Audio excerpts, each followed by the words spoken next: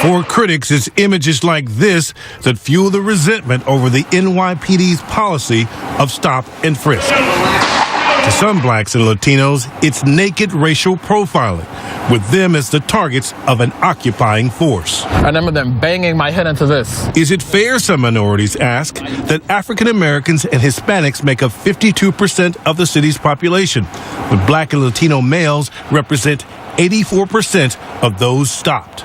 NYPD, keep your hands off me! But to the police and mayor, stop and frisk, enforced by a racially diverse department, is a highly effective crime-fighting tool.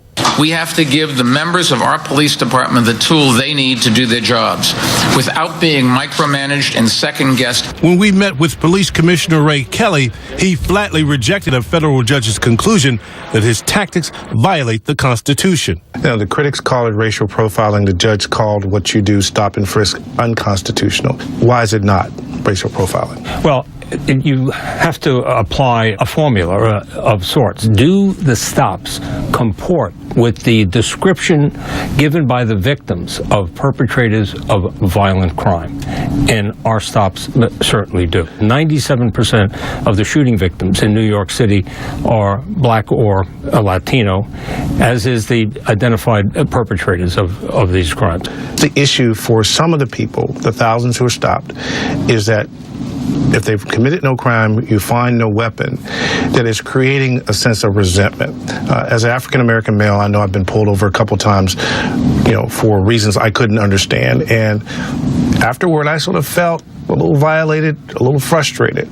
Can you see where the people are coming from? Absolutely. In terms of why they're frustrated? Absolutely. Understandable. Nobody wants to be stopped. We have engaged in a major training evolution for several years, focusing on these issues, to do these stops with courtesy, do them with respect. Stop and frisk allows officers to detain people they deem suspicious in high crime areas.